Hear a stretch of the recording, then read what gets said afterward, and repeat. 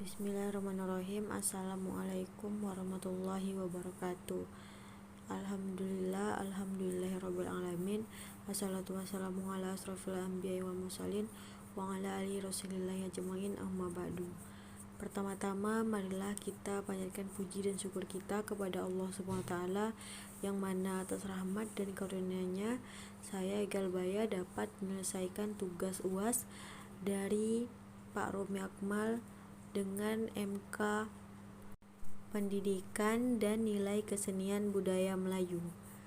Sebelum itu, perkenalkan, nama saya Egal Baya, NIM 201631 dari Prodi Pendidikan Agama Islam semester 5 A1.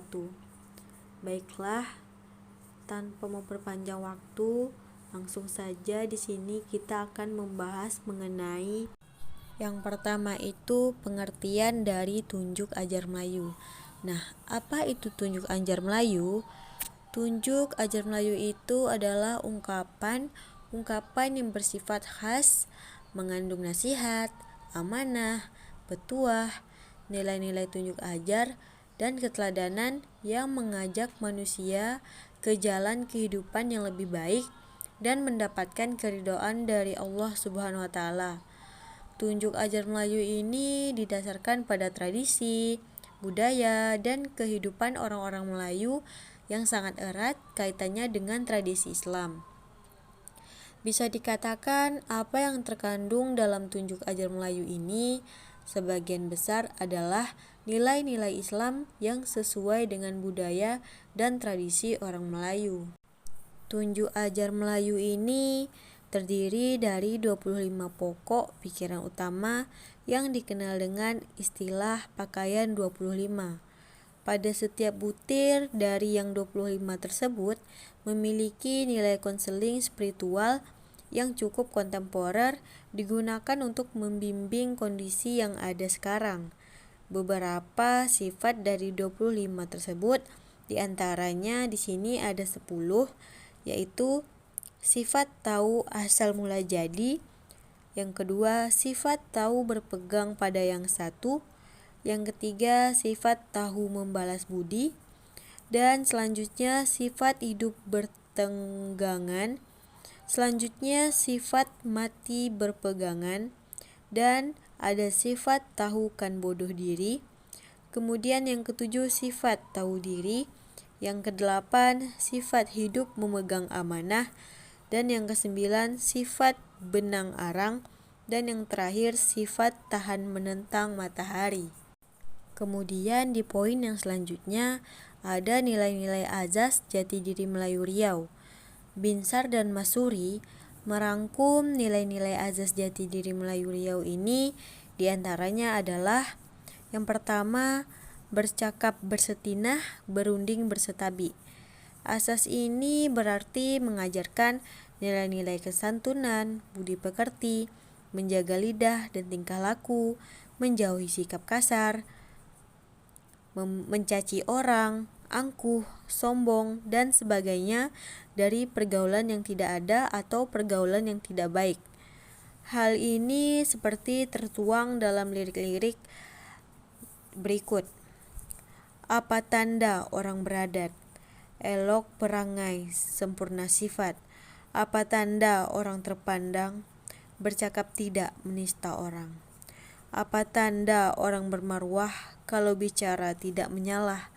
Apa tanda orang berakal? Dalam berbual tidak membual.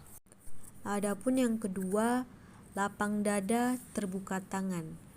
Ungkapan ini bermakna tentang sifat pemaaf dan pemurah yang diharapkan ada pada orang Melayu.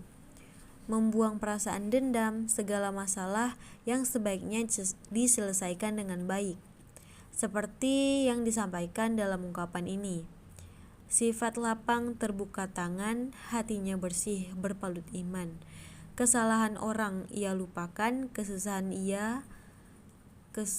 orang ia rasakan. Tahu menyimak, pandai menyimpai. Ungkapan ini memberi panduan kepada orang Melayu agar lebih arif, bijak, tanggap, dan cekatan dalam menilai dan mengambil keputusan Seperti kata-kata berikut ini. Arif menapis angin lalu, Arif mendengar desau daun, Arif menilik bintang di langit, Arif menangkap keringan orang. Kemudian yang keempat, menang dalam kalah. Nilai ini mengajarkan tentang kemahiran bersiasat, mengatur strategi, sabar, teliti dalam menemukan peluang, unggul dalam berunding, cermat mengambil keputusan, dan sebagainya. Seperti tercantum dalam lirik ini. Yang menang dalam kalah, yang lapang dalam sempit, yang kaya dalam susah, lapang dada luas hati, lapangnya tidak berhempang.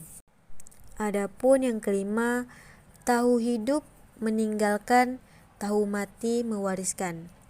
Di sini mengajarkan kepada orang Melayu untuk berbuat kebaikan dalam hidupnya, mewarisi nilai-nilai agama, nama baik, dan membangun keteladanan hidup dapat dilihat dalam ungkapan yang disebut hidup meninggalkan syarak, tempat berpijak, meninggalkan adat, tempat mendapat, meninggalkan lembaga, tempat berjaga. Lanjut ke pembahasan yang berikutnya. Adapun di sini poin tentang manfaat dan fungsi dari tunjuk ajar Melayu. Manfaat atau fungsi tunjuk ajar Melayu disebutkan cukup banyak.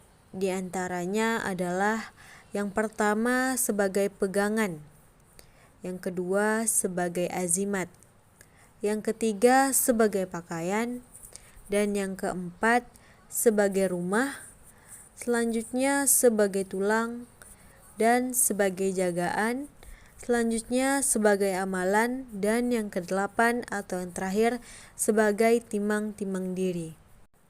Bagi mereka yang mengabaikan nilai-nilai dari tunjuk ajar Melayu tersebut, maka seperti yang dijelaskan di halaman 22 sampai 24 dalam buku Tunjuk Ajar Melayu, maka akan menjadi orang yang mengalami yang pertama, menjadi orang yang tidak selamat, menjadi orang yang tidak terpuji, menjadi orang yang tidak bertuah, kemudian menjadi orang yang tidak terpandang, kemudian menjadi orang yang tidak sentosa, kemudian menjadi orang yang tidak terpilih, menjadi orang yang tidak diberkahi, dan menjadi orang yang tidak disayangi. Maka jika seseorang atau masyarakat yang melanggar atau mengabaikan nilai-nilai dari tunjuk ajar Melayu ini, mereka akan mengalami hal-hal yang tidak baik dalam hidupnya. Penyebaran dan pewarisan nilai-nilai tunjuk ajar Melayu ini dilakukan dalam kehidupan tradisional, baik secara verbal, lisan, maupun melalui contoh, keteladanan perilaku yang dilakukan oleh orang-orang tua kepada generasi di bawahnya.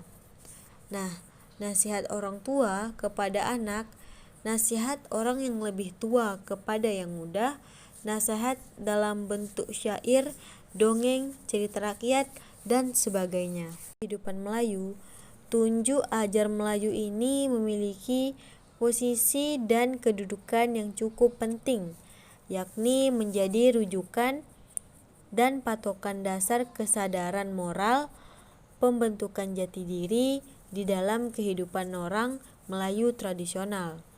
Budaya Melayu tradisional masih sangat kuat menjadikan nilai-nilai intisari dari tunjuk ajar Melayu tersebut sebagai pijakan dan panduan yang bersikap dan bertindak. Baiklah, saya rasa itu saja yang dapat saya sampaikan. Terlebih terkurang saya mohon maaf, karena kurang hanya dari saya dan lebih hanya dari yang di atas. Sekian presentasi dari saya untuk memenuhi tugas UAS dari Bapak Romi Akmal. Sudah saya penuhi, sekiranya saya undur diri. Sekian dari saya. Wabillahi taufiq wal hidayah. Wassalamualaikum warahmatullahi wabarakatuh. Ikan hiu melambai-lambai. Thank you, see you, and goodbye.